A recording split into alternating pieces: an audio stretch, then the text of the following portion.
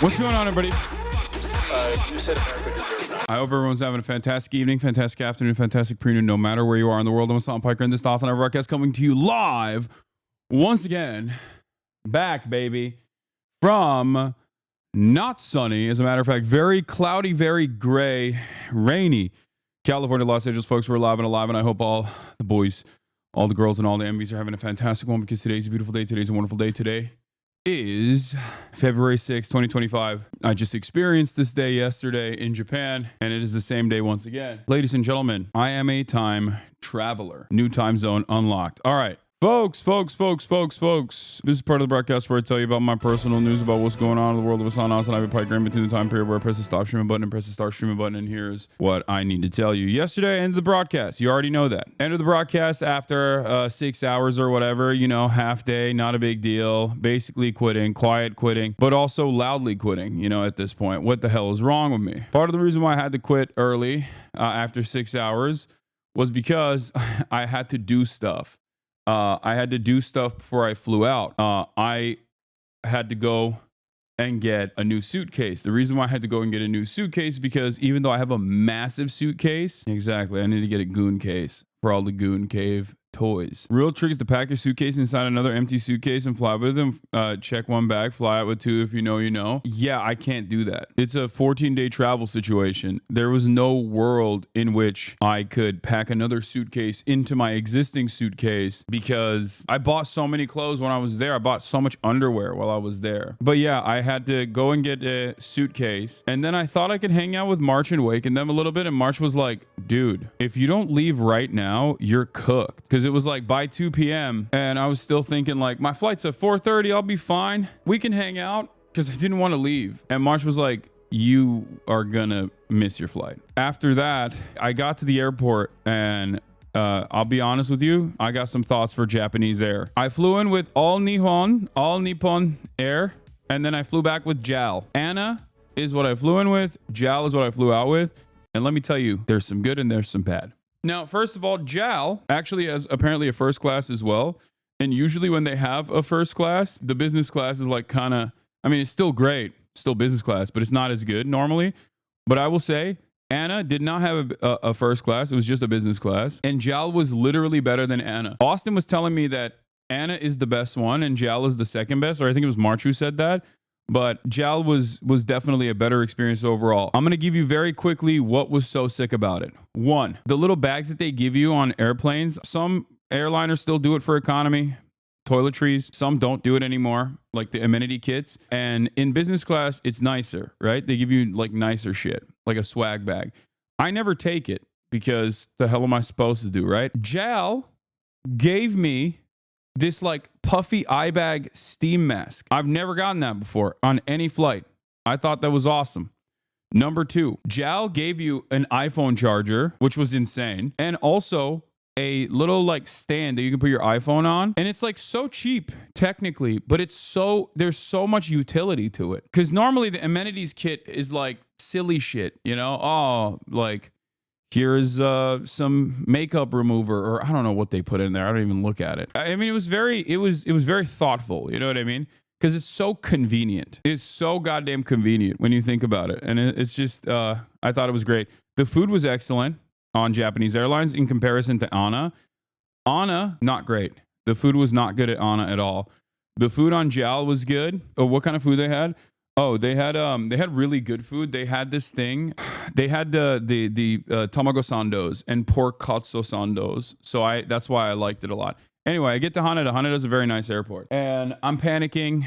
I have a lot of bags. I brought 3 technically checked in, like 3 luggage. So I have 3 carry-ons and I have 2 checked in luggages. The first luggage I checked in, 36 kilograms. Now, normally, especially when you're flying business, they don't really stress that sort of thing, because you're allowed to fucking check in 3 different pieces of luggage if you want to.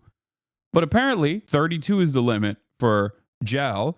So for that reason, they were like, oh yeah, either you can go down the corner, buy a new piece of luggage, put all of your stuff in this luggage so that you can get it to 32 kilograms, or you just need to pay extra. And to be fair, it's a 2-week trip. So yes, I obviously had a lot of shit. But normally they don't really care because, you know, you get 3 pieces of luggage all up to 32 kilograms, which is 70 pounds. So I'm thinking it should be fine. It's not fine.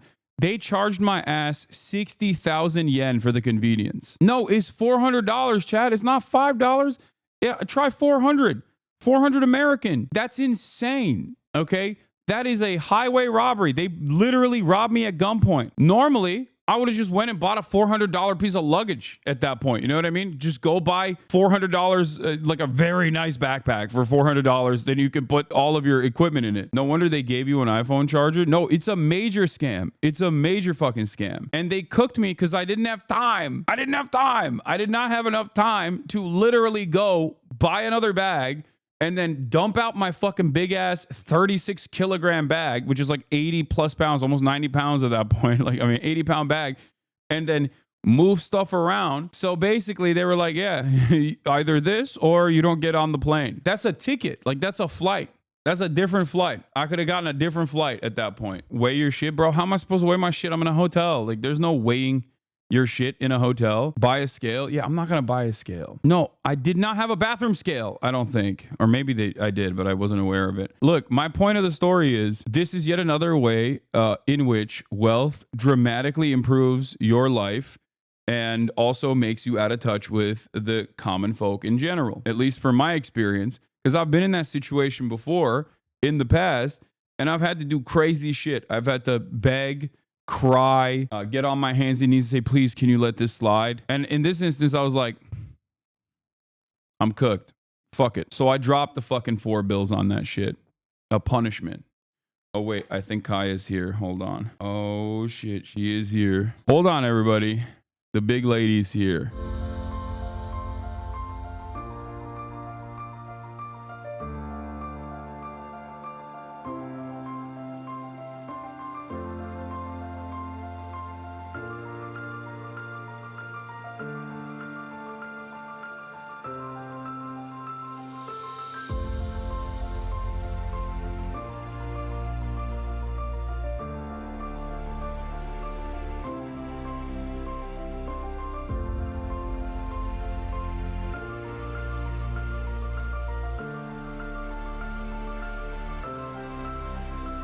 There she is.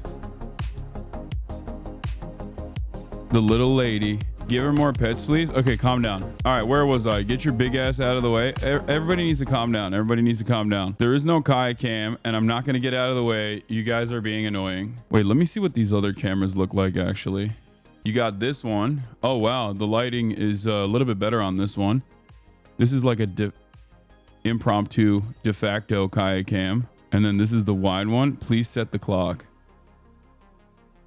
Okay. Get her bed where your suitcase is right now. No, there's I want to utilize the space.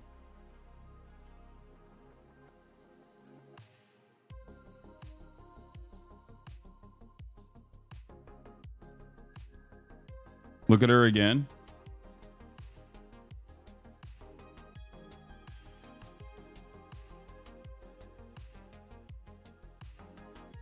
I missed her so much. But yeah, then I got back to the land of the free, home of the brave, and let me tell you, okay? Let me tell you, not good. Not good at all. I finally come back, and instantly, one of the things that you experience when you come back to America, especially after coming back from Japan, the land of public transit and where things just work, especially when you come to Los Angeles Airport, LAX, after Haneda, you're like, are we on the same planet? Like, is this the same universe? It feels like you just came back to Earth after encountering an alien species. When you come back to LAX, it is objectively one of the worst airports on the planet. Going from Haneda to Tom Bradley International is, I assume, what it's like when you reach like an uncontacted tribe and you're like, wow. Actually, that's not true, because an uncontacted tribe still is more harmonious in their peaceful coexistence with nature than LAX is in general. LAX, specifically Tom Bradley International, is all bad, no good. It's so fucking bad. What is so great about Haneda? It's kind of bare. That's what's so great about it. I've had long conversations with my brother, Mr. Airplanes, about this issue time and time again. I don't care about like how cool an airport looks, which LAX doesn't look cool anyway. I don't care about how bare an airport is. I'm trying to spend the minimal amount of time inside of an airport. As long as it's clean and as long as you're just in and out, clean and efficient, I'm good. LAX, not clean, not efficient, just awful. You get out, there are thousands of people trying to get into the country. So there's TSA global entry, which I now officially am going to have, I think, finally. After they took like years and years of processing me for some reason. I did do that afterwards. But basically, there's TSA pre-check global entry on one side. And then on the other side, it's residents, green card holders, and American citizens. There are thousands of American citizens that are trying to enter the country. Do you want to know how many people were working the Customs and Border Patrol processing entries into the country? 3. 1 for global entry, 2 for everybody else. 3. It is mind-boggling to me how much of the issues that we experience as consumers, as travelers, in every aspect of our lives could be solved if they just hired more people. If you're not going to do e-gates, just hire more people. Hire more Customs and Border Patrol officers. Like literally, this is the one job that they're supposed to be doing. Making sure that you're not bringing in agricultural product that is harmful to the ecosystem in America.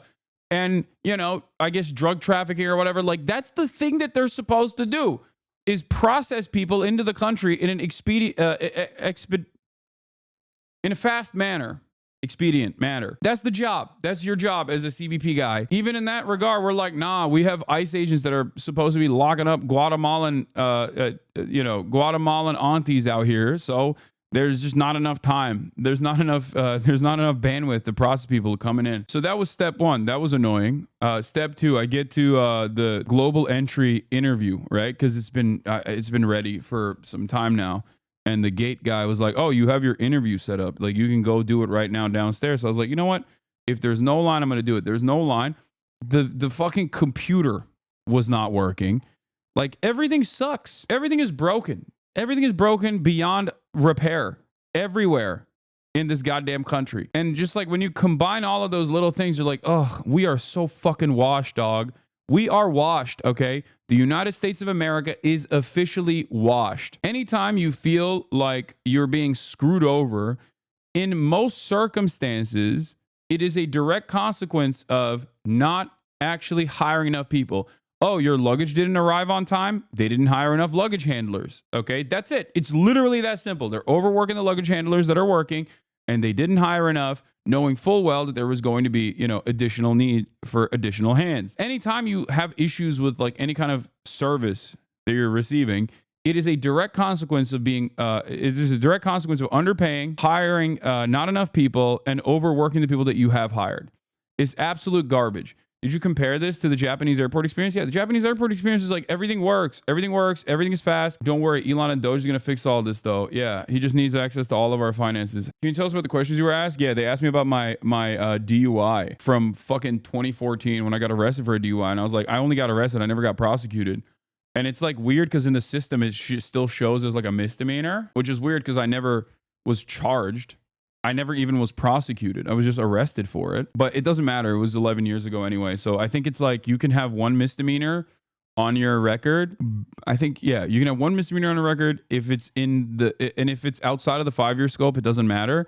But you can have one misdemeanor on your record in the last 5 years, and that you can still get it. But apparently you can use your global entry. You can lose your global entry for like really silly reasons. Like you can lose your global entry if you brought in food from the airplane into the country. Explain DUI story so you don't clip, chimp. What do you mean? I've explained it a million times over. Did you actually drive drunk? No, that's the reason why I didn't get prosecuted. I actually was under the legal limit, but I got an annoying fucking cop who just like made me blow on the thing numerous times so he could arrest me for it. I actually didn't get prosecuted for it because the blood work showed that I was under the legal limit. Weren't you just sleeping in your car? No, that's a different story. I've gotten ticketed for sleeping in my car before. Really annoying, but that's a separate story. You have to be really blatant about sneaking stuff in to lose it, but food and shit is highly unlikely. No. I mean, basically, if it was if you had like an annoying border guard or whatever, they can actually come in and just be like, "What do you have in your bag?"